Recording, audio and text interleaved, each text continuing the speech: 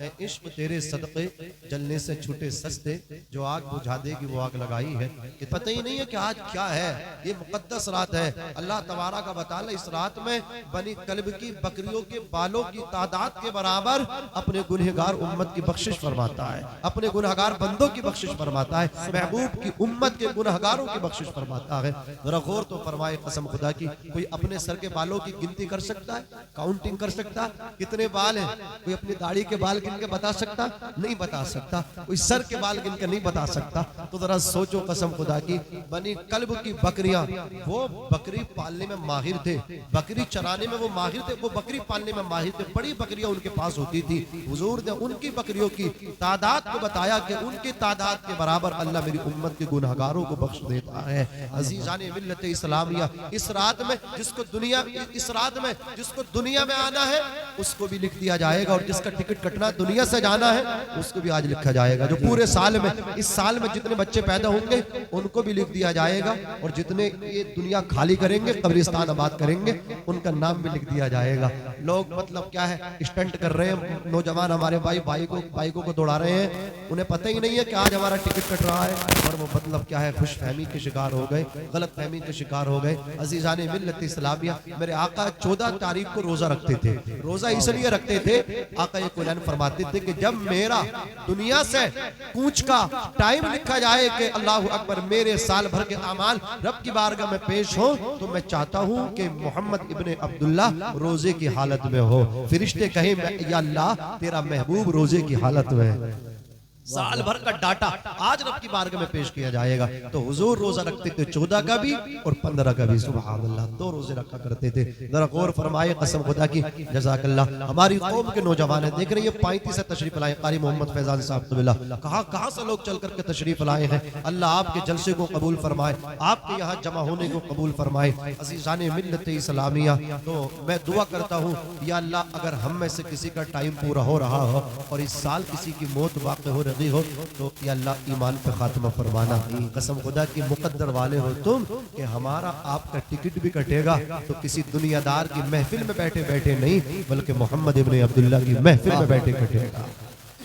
اللہ سلامت رکھے۔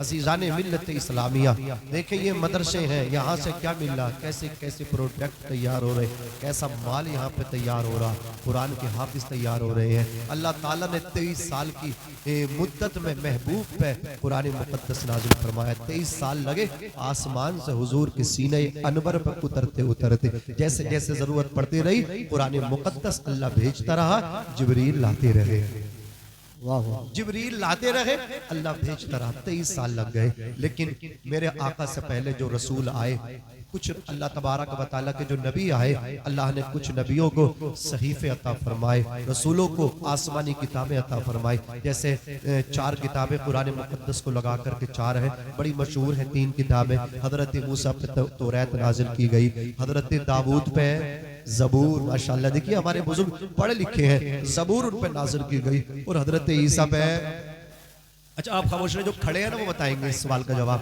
حضرت عیسیٰ پہ کون سی کتاب اتری ہے بھائی؟ بولو یار، بولو نا، بول دو، انجیل اتری ہے۔ سبحان اللہ، بڑے لکھے لوگ ہیں، دیکھیں فوراں بتا دیا۔ اللہ ان کے علم میں، عمر میں، عمل میں برکتیں عطا فرمائے۔ اب جلدی فوراں آپ بھی بیٹھنے کی کوشش کرو، اور اگر بیٹھو نا تو ایسے ہی کھڑے رہو، باہر مت جانا۔ عزیزان ملت اسلامیہ، تو یہ 3 کتابیں بڑی مشہور ہیں۔ چوتھی قرآن مقدس، یہ ہمارے نبی پر نازل ہوئی، صحیفے بھی نازل ہوئے، لیکن میں آپ کو بتانا چاہتا ہوں نبی پر جو صحیفہ نازل ہوا نا، اس کے حافظ وہ خود کوئی امت میں حافظ بن نہ سکا۔ موسیٰ علیہ السلام توریت کے خود حافظ تھے، کوئی دوسرا حافظ بن نہ سکا۔ انجیل کے حضرت عیسیٰ علیہ السلام حافظ تھے، کوئی دوسرا حافظ امتی بن نہ سکا۔ حضرت داؤد علیہ السلام زبور کے حافظ تھے، کوئی دوسرا حافظ بن نہ سکا۔ لیکن میرے مصطفیٰ صلی اللہ علیہ وسلم کے پیارے دیوانوں، قرآن ہمارے نبی پر نازل ہوا، قرآن ہمارے نبی کے سینے پر اترا، قرآن ہمارے نبی کے دل پر اترا۔ اللہ اکبر کبیرہ، اس سے حضور کے دل کے طاقت کا بھی اندازہ لگاؤ، سینے کی پاور کا اندازہ لگاؤ۔ رب فرما رہا لو انزلنا هذا القرآن على جبل لرأيته خاشعا متصدعا من خشیت اللہ، اگر ہم اس قرآن کو پہاڑوں پہ اتارتے تو پہاڑ بھی ریزہ ریزہ ہو جاتے، پہاڑ قرآن کے وزن کو برداشت نہ کر پاتے۔ پہاڑ کتنے مضبوط ہوتے ہیں، بولو مضبوط ہوتے کہ نہیں ہوتے؟ پہاڑ پتھروں کے ہوتے ہیں، آندھیوں میں بھی پہاڑ تس سے مچ نہیں ہوتے، طوفان آتے ہیں پہاڑ اپنی جگہ پہ سلامت رہتے، کتنے مضبوط اور مستحکم ہوتے ہیں۔ لیکن قرآن کا پاور کتنا ہے، قرآن کتنی پاور والا۔ رب کہتا اگر پہاڑ پہ بھی قرآن اترتا تو پہاڑ بھی سنبھال نہ سکتے تھے، پھٹ جاتے، ریزہ ریزہ ہو کے بکھر جاتے۔ لیکن مصطفیٰ کا سینہ کتنا مضبوط ہے، جس قرآن کو پہاڑ نہیں سنبھال پا رہے ہیں اس قرآن کو مصطفیٰ کا سینہ سنبھال رہا ہے۔ وہ قرآن مصطفیٰ کے سینے پہ اتر رہا ہے، وہ قرآن مصطفیٰ جان رحمت کے دل پہ اتر رہا ہے۔ عزیزان ملت اسلامیہ، توریت کے حضرت موسیٰ حافظ تھے، کوئی دوسرا حافظ نہ ہوا۔ انجیل کے حضرت عیسیٰ علیہ السلام حافظ تھے، کوئی دوسرا حافظ ہو نہ سکا۔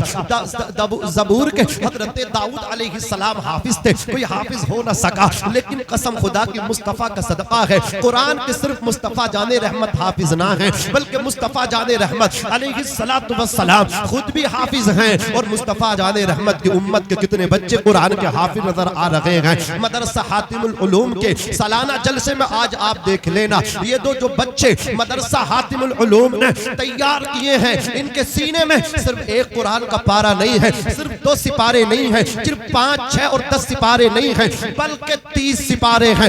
الحمدو کے الف لام سے والناس کی سین تک 6666 آیتیں ہیں، 114 سورہ پہ قرآن مقدس مشتمل ہے۔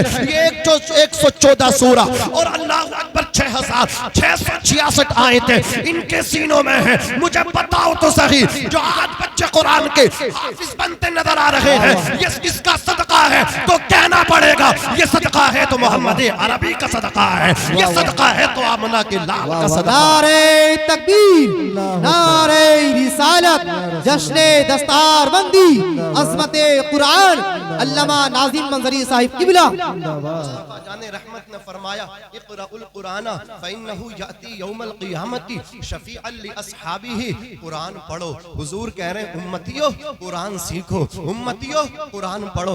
امت قرآن پڑھنے تیار نہیں ہے، برا نہ مانے، جسے 2 روپے مل جائے، اس کوئی مالدار ہو جائے نا، وہ حقیر سمجھتا ہے میرا بیٹا مدرسے کی ٹوٹی چٹائی پہ بیٹھ کے پڑھے گا، میرا بیٹا نہیں، میں پیسے والا ہوں، میرا بیٹا انگلش میڈیم میں پڑھے گا۔ عزیزان ملت اسلامیہ، تو کتنا بڑا پیسے والا ہو گیا بھائی، اتنی بڑی بڑی باتیں کرنے لگا، مغرور ہو گیا اپنی دولت پہ، انانیت کا شکار ہو گیا۔ تو کان کھول کر کے سن لے، تو بہت بڑے پیسے والا ہے، لیکن میں سلام کرتا ہوں مغل بادشاہوں میں سے ایک بادشاہ گزرے ہیں جن کا نام اورنگزیب عالمگیر ہے۔ تو سب کچھ ہو سکتا ہے، ان سے زیادہ پاور والا نہیں ہو سکتا۔ وہ پورے بھارت پہ راج کرتے تھے اورنگزیب عالمگیر۔ انہوں نے اپنے بچے کا داخلہ کسی اسکول میں نہیں، بچے کا ایڈمیشن اورنگزیب عالمگیر نے مدرسے میں کرایا۔ ہندوستان کے بادشاہ ہے، اپنے بیٹے کو آپ نے حافظ بنوایا۔ جب بادشاہ کا بیٹا حافظ قرآن بن گیا،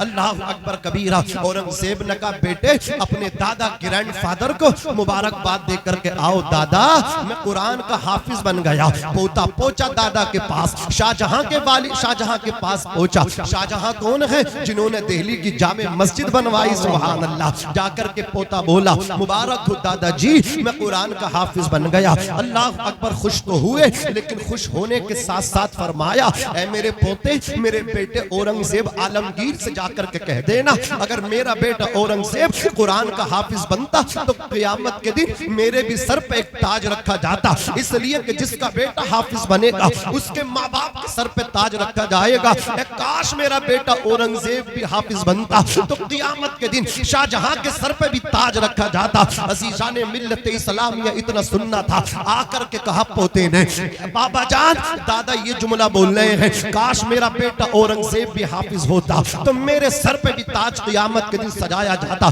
جانتے اورنگزیب عالمگیر کوئی فری آدمی نہیں تھے، کوئی خالی آدمی نہیں تھے، اکھنڈ بھارت کو چلاتے تھے، حکومت کرتے تھے، ہندوستان پر راج کرتے تھے۔ عزیزان ملت اسلامیہ، وہ فری تو تھے نہیں، وہ خالی تو تھے نہیں کہ جا کے مدرسے میں پڑھنے بیٹھ جاتے۔ اگر مدرسے مدرسے میں پڑھنے بیٹھ جاتے، پھر بھارت کو کون دیکھتا، پھر ہندوستان کو کون دیکھتا؟ اللہ اکبر کبیرہ۔ ایک طرف ہندوستان کی حکومت کا معاملہ ہے، باغ ڈور ہاتھ میں ہے، ایک طرف باپ کی چاہت ہے۔ قسم خدا کی اورنگزیب عالمگیر سر پکڑ کے بیٹھ گئے، اگر میں نے اپنے باپ کی خواہش کو پورا نہ کیا تو باپ کا دل ٹوٹ جائے گا۔ اللہ اکبر کبیرہ۔ فیصلہ کیا باغ ڈور جائے تو چلی جائے، لیکن باپ کا دل ٹوٹنا نہیں چاہیے، اس لیے کہ اللہ نے باپ کو جنت کا دروازہ بنایا ہے۔ باپ اولاد کے لیے بڑی قربانیاں دیتا ہے، یہ باپ ہی تو ہے اپنے بچوں کے لیے اللہ اکبر بھوکا بھی رہتا ہے، پردیس میں بھی جاتا ہے، اپنے پیٹ کی آگ بجھانے نہیں جاتا، اپنے بچوں کو عزت کے لقمے کھلانے کے لیے پردیس جاتا ہے۔ باپ کی خواہش ہوتی ہے میں خود تو انگوٹھا چھاپ ہوں، میرا بیٹا ان پڑھ نہ رہے، میں خود تو مزدور ہوں لیکن میرا بیٹا مزدور نہ رہے۔ باپ ہی تو دنیا کے اندر ایسا واحد انسان ہے جو اپنے بیٹے کو اپنے سے زیادہ کامیاب دیکھنا چاہتا ہے، جو اپنے بچے کو اپنے سے اوپر دیکھنا چاہتا ہے۔ یہ باپ ہی تو ہے اپنے بیٹے کے لیے اپنی جوانی لگا دیتا ہے، اپنی زندگی قربان کر دیتا ہے اپنے بچے کے لیے، لیکن یہی بچے بوڑھے باپ سے کہتے ہیں جوانی میں تم نے ہمارے لیے کیا کیا ہے؟ میں کہنا چاہتا ہوں وہ نادان باپ سے کہتا کیا کیا ہے؟ تیرے باپ نے وہ کیا ہے، کان کھول کر کے سن لے۔ شاعر کہتا ہے دھوپ کیسی بھی ہو سایہ نہیں کھونے دیتا، دھوپ کیسی بھی ہو سایہ نہیں کھونے دیتا، راہ کیسی بھی ہو بے بس نہیں ہونے دیتا، بیچ کے اپنا لہو چاہے وہ روٹی لائے، بیچ کے اپنا لہو چاہے وہ روٹی لائے، باپ اولاد کو بھوکا نہیں سونے دیتا۔ نعرہ تکبیر، نعرہ رسالت، مفتی نادم رضا مندری۔ اورنگزیب عالمگیر سبحان اللہ، سبحان اللہ۔ باپ کی دلجوئی کے لیے تمنا پوری کرنے کے لیے ہندوستان کو بھی سنبھالنا اور قرآن مقدس بھی حفظ کرنا۔ ایک مہینہ ہو گیا پڑھتے رہے، یاد کرتے رہے، 2 مہینے گزرے 3، یہاں تک کہ مہینے گزرے 6 اور قرآن کے ہو گئے کمپلیٹ حافظ۔ اعلان کر دیا امسال دہلی کی شاہی جامع مسجد میں رمضان شریف میں قرآن کوئی اور نہیں اورنگزیب سنائے گا۔ زور سے سلام کرو، ایسے حکمران ہے تمہارے کہ جو حکومتیں بھی کرتے تھے اور قرآن مقدس خود بھی پڑھتے تھے، اپنے بچوں کو بھی پڑھاتے تھے۔ پھر جب لوگ نکلتے تھے بستیوں سے تو انہیں کسی اور چیز سے پہچان کرنے کی ضرورت نہیں پڑتی تھی، بلکہ بستیوں کے اندر سے گھروں سے فجر کی نماز کے بعد جب سورہ یاسین شریف کی آواز بلند ہوتی تھی تو فیصلے ہو جاتے تھے یہ بستی قرآن والوں کی ہے، اس بستی میں قرآن پڑھنے والے رہتے ہیں۔ عزیزان ملت اسلامیہ یہ اس طرح آپ کو محنت کرنی چاہیے۔ حضرت فرما رہے ایک واقعہ ہے، اگر اجازت ہو تو سنا دوں۔ دیکھیں کتنی قربانیاں دے کر کے لوگوں نے دین سیکھا ہے، کتنی قربانیاں لوگوں نے دی ہیں۔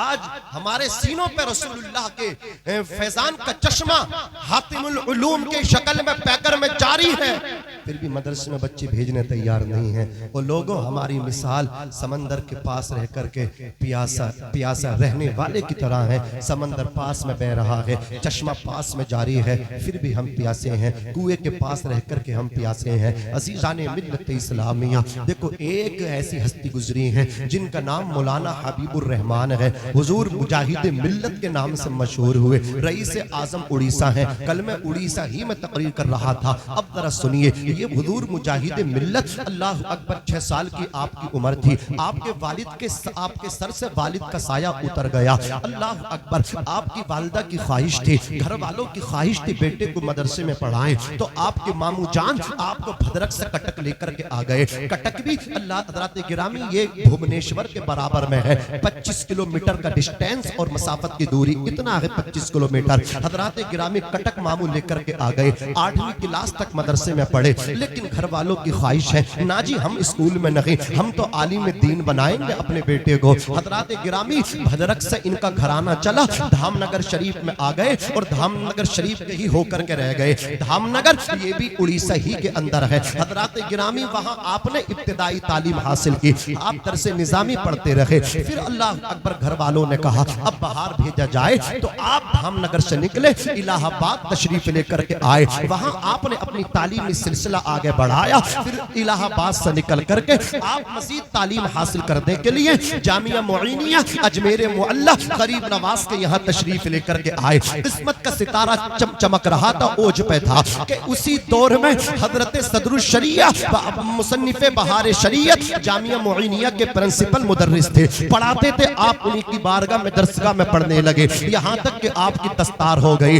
اسی دور میں حضور حافظ ملت محدث اعظم مراد آباد اللہ اکبر جو بانی اشرفیہ مبارک پور ہیں, اب ذرا آپ سنیے, وہ آپ کے ساتھی ہیں. دونوں کو لے کر کے مراد آباد تشریف لائے. کون سی جگہ؟ مراد آباد میں جو مرکز ہے جامعہ نعیمیہ مراد آباد, اس کے جو بانی ہے صدر اللہ فاضل ہیں. صدر الشریعہ ان کے پاس لے کر کے آئے. کہا حضور دو بیٹے لے کر کے آیا ہو, ایک اللہ اکبر کبیرہ یہ حافظ ملت ہیں, ایک اللہ اکبر کبیرہ حبیب الرحمان ہیں. عبدالعزیز اور حبیب الرحمان دونوں کو لے کر کے آیا ہو. صدر اللہ فاضل نے کچھ حدیث کی کتابیں پڑھائیں. اس کے بعد حضور مولانا حبیب الرحمان مجاہد ملت رئیس اعظم اڑیسہ جامعہ نعیمیہ میں پڑھانے لگے. اللہ اکبر کبیرہ توجہ دیجئے قسم خدا کی, جامعہ نعیمیہ میں آپ پڑھا رہے ہیں. آپ کی دعوت ہو گئی اکا شاپور جو مراد آباد سے آ گئے ہیں. عزیزان ملت اسلامیہ, اکا میں آپ کی دعوت تھی, آپ نے دعوت کو تناول کیا, لوگوں کو نصیحت کی. حضرات صبح کو آپ نے سفر کیا مدرسے کی طرف. لوگوں نے کہا حضرت پوری رات بارش ہوئی ہے, جانا ممکن نہیں ہے, بھیلا ندی میں ہاتھی ڈباؤ پانی چل رہا ہے, کیسے جائیں گے آپ؟ کہا چلو معائنہ کرتے ہیں. آپ کے سامنے آپ کے شاگرد رشید ہیں جن کا نام مولانا عبدالرب ہے, ایک مفتی عبدالقدوس بھدرک والے ہیں. عزیزان ملت اسلامیہ, گاؤں والے ڈھیلا ندی کے کنارے آئے, آ کر کے دیکھا تو واقعی پانی لبالب چل رہا ہے, ہاتھی ڈباؤ پانی ہے. آپ کھڑے ہیں معائنہ کر رہے ہیں. اتنے میں ایک دودھ بیچنے والا آیا, اس کے ساتھ میں دو سوکھی ہوئی لوکیاں تھی. اس نے اپنے پیٹ سے وہ لوکیاں لگائیں اور اس سے کپڑا باندھا اور تیرنا شروع کر دیا. اس نے دہلا ندی کو پار کر دیا. حضرت مولانا حبیب الرحمان فرماتے ہیں عبدالرب دودھ بیچنے والا پار کر دے, اور ہم کھڑے ہوئے دیکھتے رہے. کہا حضرت اس کے پاس تو تیرنے کا سامان ہے. فرماتے ہیں اس کے پاس تیرنے کا سامان ہے تو کیا ہوا, آؤ ہم بھی تیر کے دکھاتے ہیں. آپ نے قدم رکھ دیے ڈھیلا ندی میں. حضرات آپ کے ہاتھ کو مولانا عبدالرب نے پکڑا, ان کے ہاتھ کو مولانا عبدالقدوس بھدرک والے اڑیسوی نے پکڑا.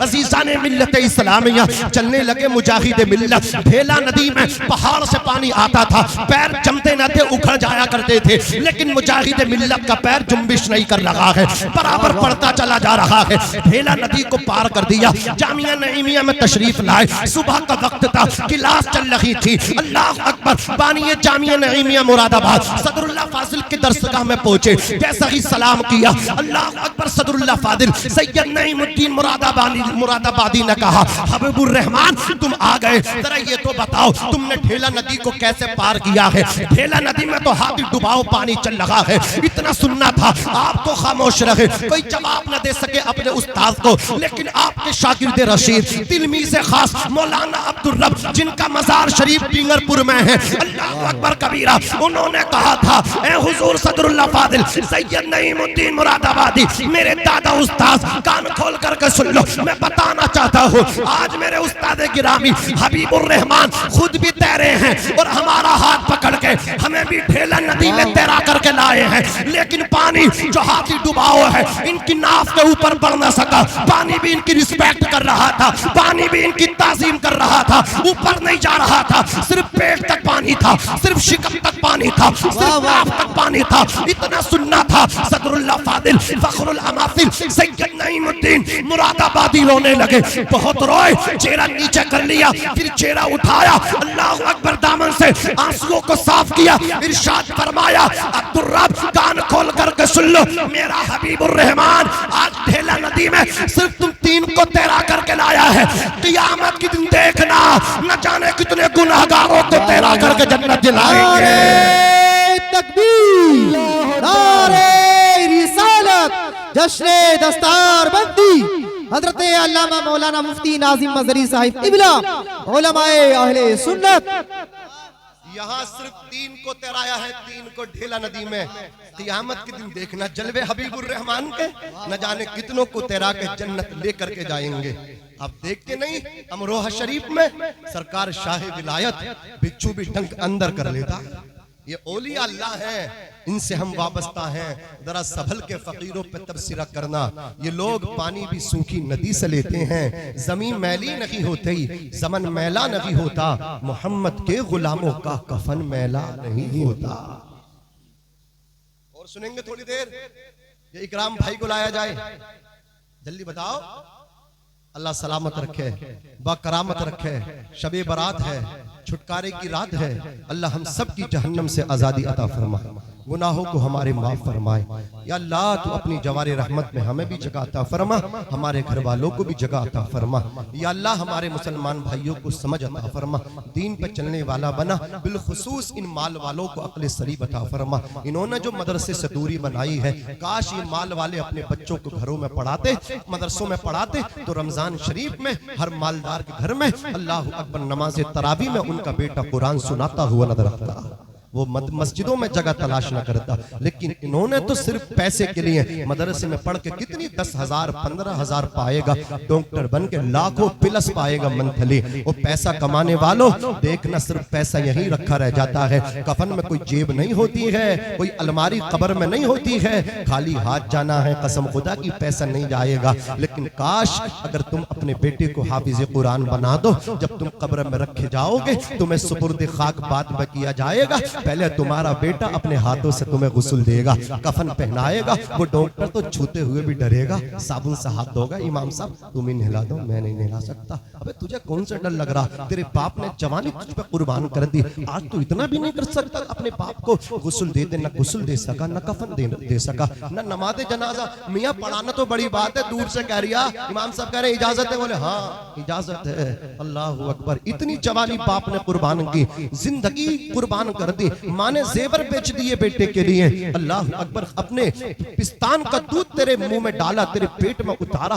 اللہ اکبر. تو آج ماں کی نماز جنازہ بھی نہ پڑھ سکا. نعمت کے عوض وہ کوئی اجرت نہیں مانگی، دنیا سے کبھی حسب ضرورت نہیں مانگی. یہ ماں کا جگر ہے کہ لہو اپنا پلا کے بیٹے سے کبھی دودھ کی قیمت نہیں مانگی، بیٹے سے کبھی دودھ کی قیمت نہیں مانگی. آج دودھ کی قیمت کی شکل میں ادائیگی کے لیے کم سے کم نماز جنازہ ہی پڑھ لیتا. دور سے کہہ رہا ہاں پڑھا دو، اجازت ہے، میری طرف سے اجازت ہے. اللہ اکبر کبیرہ. لیکن اگر تم نے اپنے بیٹے کو قرآن کا حافظ بنایا تو غسل بھی اپنے ہاتھوں سے دے گا، کفن بھی اپنے ہاتھوں سے پہنائے گا. نماز جنازہ صرف پڑھے گا نہیں، امام صاحب سے کہے گا حضرت قاری یونس صاحب قبلہ اگر اجازت ہو تو میں ابو کی نماز پڑھا دوں. کہا بہت اچھا ہے اگر آپ پڑھا دو. قاری مسلم صاحب پڑھا دے؟ ہاں پڑھا دیجئے. ان علماء نے اجازت دی. اب اس کا بیٹا نماز جنازہ پڑھا رہا ہے. خوش نصیب ہے یہ مرنے والا، اس کا نماز جنازہ اس کا بیٹا پڑھا رہا ہے. اس کے بعد اس کو سپرد خاک کیا گیا. سب آ گئے قبر پہ مٹی ڈال کے، لیکن بیٹا اس کا قرآن کا حافظ تھا. وہ اپنے باپ کو اکیلا چھوڑ کے آ نہ سکا، بلکہ باپ کی قبر کے سرحانے بیٹھ گیا. اس نے سورۃ البقرہ کی تلاوت شروع کر دی. 2.5 سپاروں پر مشتمل ہے سورۃ البقرہ. یہ اللہ کا کلام پڑھتا رہا، رب کے کلام کی تلاوت کرتا رہا. رب کے بحر بیقرہ میں جوش آیا. رب فرماتا فرشتوں میں نے اسے بخش دیا. یا اللہ یہ تو گنہگار ہے. پروردگار فرماتا ہاں گنہگار بے شک ہے، لیکن دیکھو اس کی قبر کے سرحانے بیٹھ کے اس کا بیٹا قرآن مقدس کی تلاوت کر رہا ہے. وہ فرشتوں جس کے بیٹے کے لبوں پہ میرا کلام مقدس سجا ہو، میں اس کے باپ کو عذاب نہیں دے سکتا. عزیزان ملت اسلامیہ، میں بتانا چاہتا ہوں یہ ڈاکٹر، یہ ماسٹر، یہ انجینئر، ان کے قلم کا جو پاور ہوتا ہے، ان کے قلم کی جو شکتی ہوتی ہے وہ زمین کے اوپر چلتی ہے. لیکن یہ حافظ قرآن، یہ قرآن والے، ان کی طاقت زمین کے اوپر ہی نہیں بلکہ زمین کے اندر بھی چلا کرتی ہے. قرآن والوں کا اختیار زمین کے اندر، قبر کے اندر بھی چلا کرتا ہے. سلامت رکھے، باکرامت رکھے. عزیزان ملت اسلامیہ، تو میں گزارش کروں گا ان ہم اپنے بھائیوں سے، 5 بیٹے ہیں تو 1 بیٹے کو ڈال دو اللہ رسول کی محبت میں، مدرسے میں ڈال دو. بزرگ فرماتے ہیں جس قبیل خاندان میں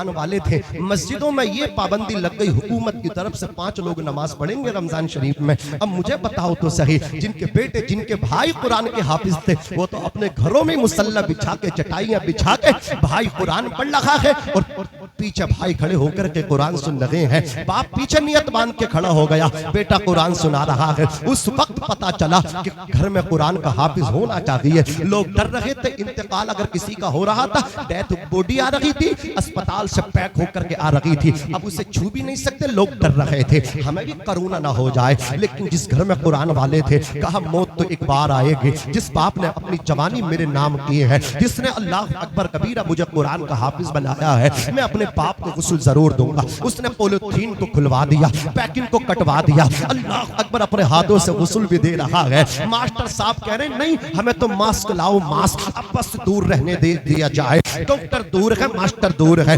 لیکن یہ قرآن والا اپنے باپ کے قریب گیا، نہ ماسک منہ پہ ہے نہ رومال منہ پہ ہے، غسل بھی دے رہا ہے۔ کہا مرنا ہے، اگر باپ کی محبت میں مر جاؤں تو باپ کا حق ادا ہو جائے گا۔ عزیزان ملت اسلامیہ، تو قرآن والوں کی عظمت، گھر میں قرآن کا حافظ ہونا چاہیے، عالم ہونا چاہیے۔ لوگوں نے اچھی طرح اس کو سمجھا ہے، ان کی اللہ اکبر عظمتوں کو سمجھا ہے۔ کرونا کال کے اندر بزرگ فرماتے جس خاندان میں عالم نہیں ہے وہ خاندان زندوں کا نہیں ہے، مردوں کا ہے۔ اللہ نے 5 بیٹے دیے ہیں، 4 بیٹوں کو اپنی مرضی سے پڑھاؤ، 1 بیٹے کو عالم دین بناؤ۔ اس لیے نہ بناؤ کہ یہ مدرسے میں پڑھائے گا، اس لیے نہ بناؤ یہ مسجد میں نماز پڑھائے گا، بلکہ اس لیے پڑھاؤ جب ہمارا انتقال ہوگا تو ہماری نماز جنازہ پڑھائے گا، بلکہ اس لیے پڑھاؤ جب ہمارا انتقال ہوگا تو ہماری قبر کے سرحانے بیٹھ کے رب کا کلام پڑھے گا۔ اپنی بخشش کے لیے پڑھاؤ، اس لیے نہ پڑھاؤ مدرسے کا مدرس بنے گا، مسجد کا امام بنے گا، بلکہ اس لیے پڑھاؤ قیامت کے دن جب آئے گا تو قرآن کے حافظ کے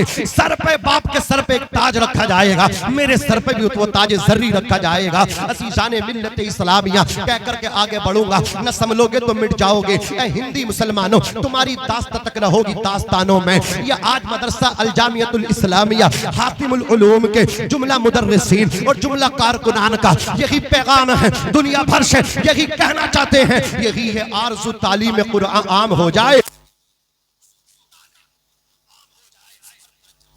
پرچم اسلام ہو جائے، ہر ایک پرچم سے اونچا پرچم اسلام ہو جائے۔ عزیزان ملت اسلامیہ، ذرا دیکھو قسم خدا کی، اب میں تلہا ہوں تھوڑا سا اپنے قائدین کی طرف۔ یہ اورنگزیب عالمگیر ہے، مغل بادشاہوں میں پہلے بادشاہ ہیں جو قرآن کے حافظ بھی ہیں۔ اب آؤ مدینے میں لے کر کے چل رہا ہوں، ہندوستان سے مدینہ چلو، اللہ اکبر، مدینے کی سرزمین ہے، آقا نے پردہ کر لیا ہے۔ حضور کے بعد مصطفیٰ جان رحمت علیہ السلام کے دین کو جس نے سنبھالا اس کا نام ابو بکر صدیق ہے۔ زور سے بولو کیا نام ہے؟ ابو بکر صدیق ہے۔ سیدنا ابو بکر صدیق رضی اللہ تعالی عنہ نے دین سنبھال لیا، 2.5 سال آپ کی مدت خلافت رہی۔ ابو بکر صدیق کے جانے کے بعد عمر ابن خطاب نے مورچہ سنبھالا، اللہ اکبر کبیرہ۔ ایسی آپ نے اسلام کی خدمتیں کی کہ مذہب اسلام مدینے سے نکلا اور آدھی دنیا میں مذہب اسلام پہنچ گیا۔ 22 لاکھ مربع میل کے حکمران حضرت عمر ابن خطاب بن گئے۔ لیکن جانتے ہیں سادگی کیسی تھی، انکساری کیسی تھی؟ آپ لوگ کہو گے مولانا پولیٹکس کی باتیں کر رہے ہیں، او بھائی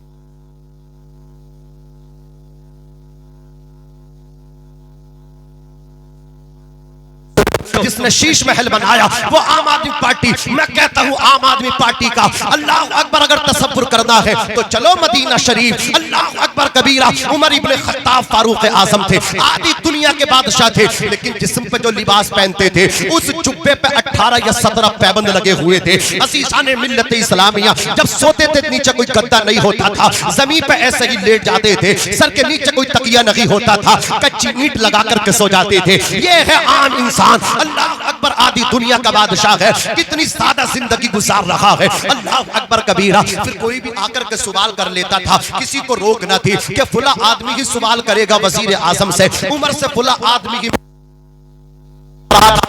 کوئی بھی آ کر کے عمر سے بات کر سکتا ہے۔ مجمع لگا ہوا تھا، ایک شخص اٹھا، اٹھنے کے بعد کہنے لگا، اے امیر المومنین، ایک سوال ہے میرا، اجازت ہو تو کروں۔ حضرت عمر نے کہا پوچھو، کیا پوچھنا چاہتے ہو، معلوم کرو کیا معلوم کرنا چاہتے ہو۔ اللہ اکبر، اس عام انسان نے کہا تھا، اے امیر المومنین، میں نے تمہارے جسم پہ اللہ اکبر وہ جبہ دیکھا تھا جس پہ پیمند لگے ہوتے تھے، آج تمہارے جسم پہ نیا جبہ دیکھ رہا ہو، یہ نیا کرتا جبہ کہاں سے آیا ہے، یہ کپڑا کہاں سے آیا ہے. اللہ اکبر. اتنا سننا تھا, رونے لگے, آنکھوں سے آنسو ٹپکے. آدھی دنیا کے حکمران ہیں. بابر دیکھو, کیسر و کسرا جیسے حکومت بابر والے نام سے تھرا جاتے تھے عزیزان ملت اسلامیہ, لیکن سب کو حق حاصل تھا. کوئی بھی آ کر کے اگر مسلمانوں کا امیر غلط چلے گا تو اللہ اکبر, ہر انسان کو یہ ادھیکار ہوگا, یہ اختیار ہوگا, اس کی کلائی پکڑے گا اور اس سے کہے گا یہ غلط ہے, تمہیں نہیں کرنا چاہیے. عزیزان ملت اسلامیہ, اتنا سننا تھا.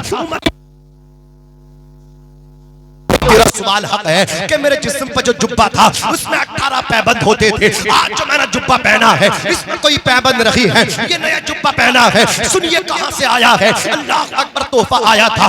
2 تہمد آئے تھے, ایک تہمد میرے بیٹے عبداللہ کے لیے, ایک تہمد میرے لیے. اللہ اکبر. میرا بیٹا عبداللہ میرے پاس آ کر کے بولا, ابا جان مجھے شرم آتی ہے, آپ پوری آدھی دنیا کے بادشاہ ہیں, لیکن جسم پر جو جبہ کپڑا رہتا ہے اس میں 18 پیبند ہے. میں یہ چاہتا ہوں میرے حصے کا تہمند بھی آپ قبول فرما لیں. اپنا تہمند اور میرا تہمند دونوں کو ملا کر کے ایک جبہ تیار کروا لیں. آپ کہتے ہیں وہ پوچھنے والے, وہ معلوم کرنے والے, میں نے اپنے بیٹے کا تہمند اور اپنا تہمند ملا کر کے ایک جبہ تیار کروایا ہے. وہ جبہ میرے جسم پہ تجھے نظر آ رہا ہے.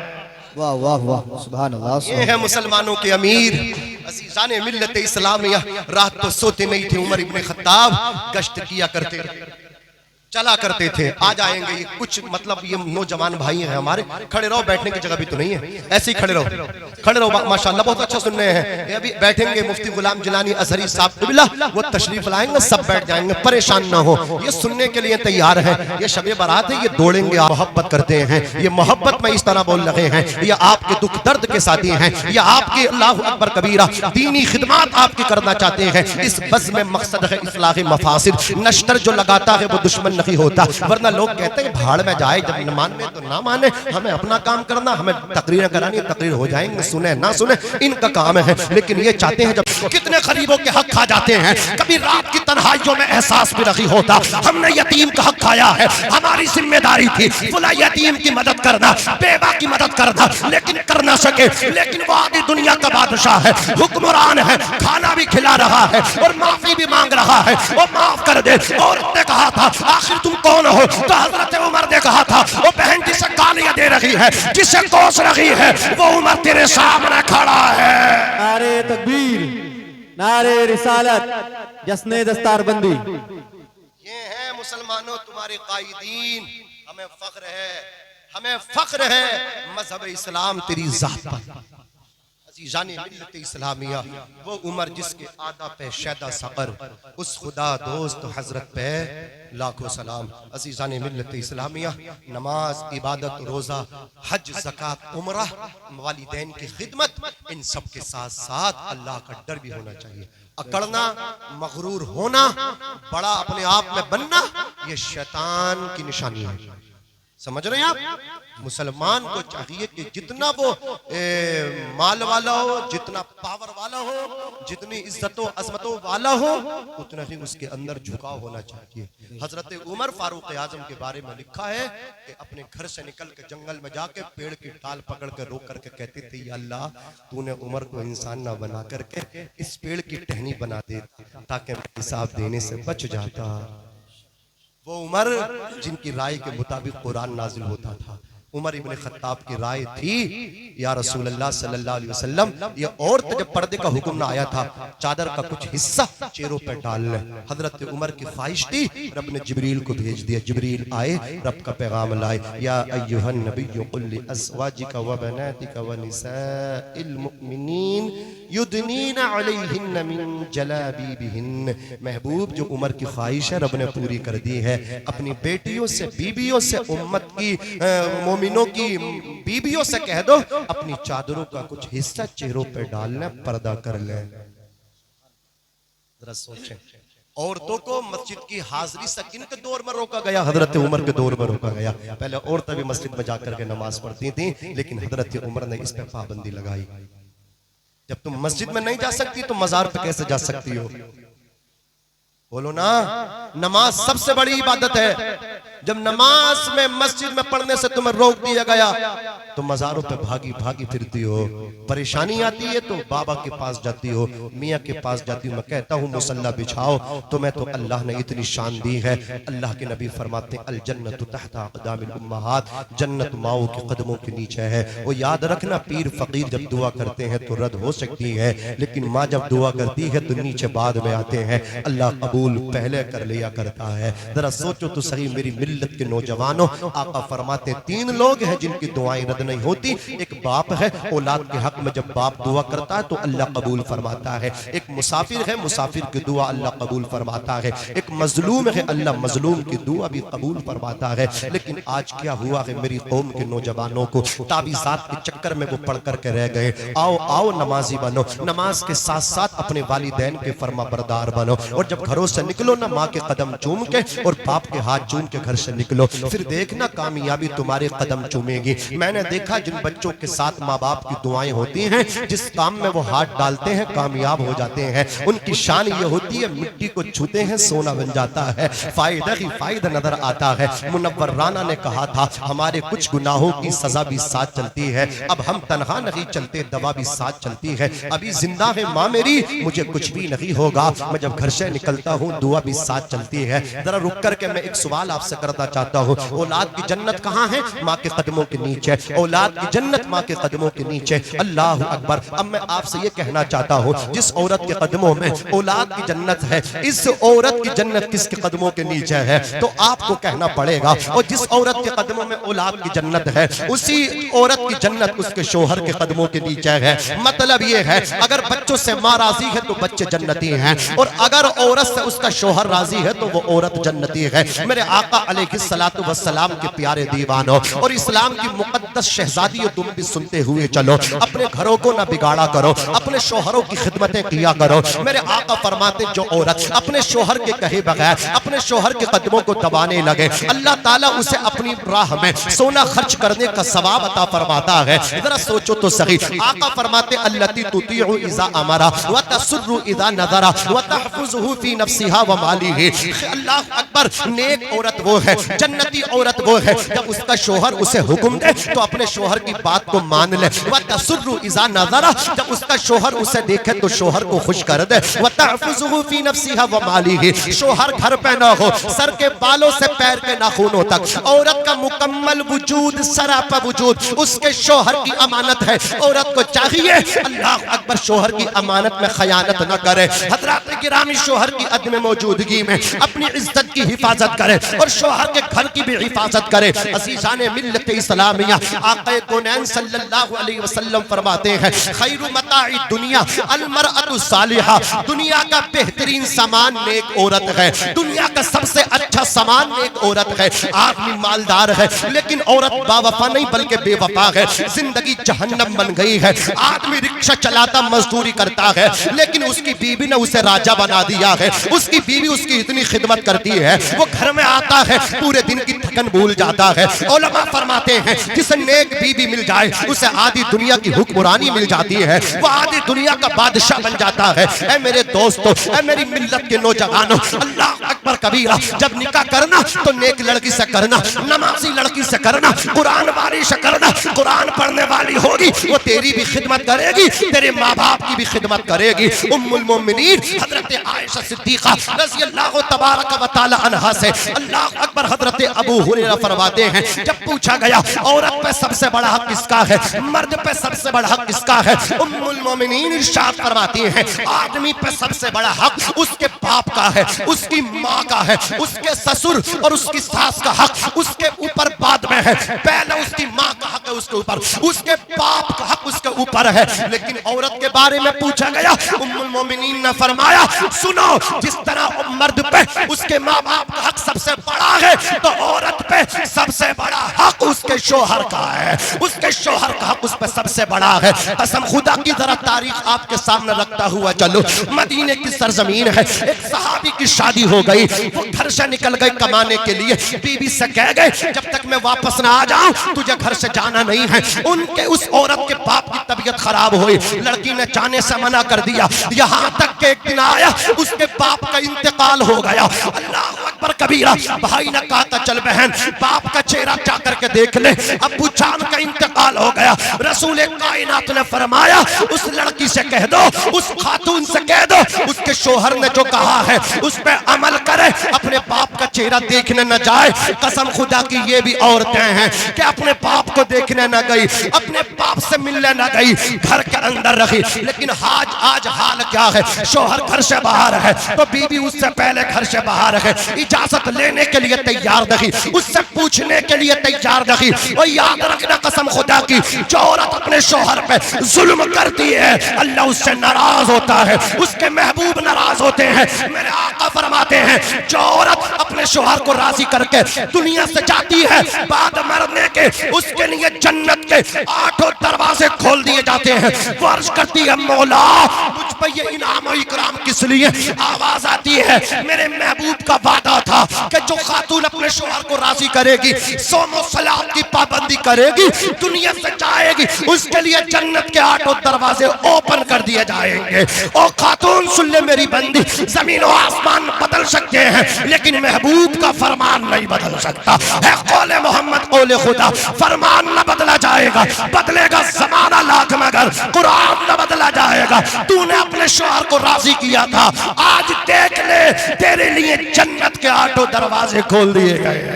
वाह वाह, नारे तकबीर, नारे रिसालत, मसलक आला हजरत। हजरात गिरामी, अल्लाह पाक मुझे भी अमल करने की तौफीक दे और आप सबको भी अमल करने की तौफीक रफीक अता फरमाए।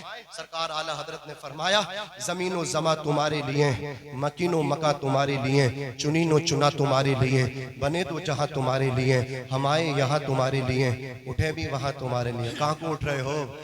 कब्रिस्तान जाओगे, शायद होकर के आ गए होगे, बार बार कब्रिस्तान जा रहे हो, यहीं बैठे रहो। आज समझ रहे हैं? हजरत अल्लाह मुफ्ती साहब को तशरीफ लाने वाले हैं माशाअल्लाह। धनोर हजरत भी तशरीफ लेकर के आए। क्या नाम है?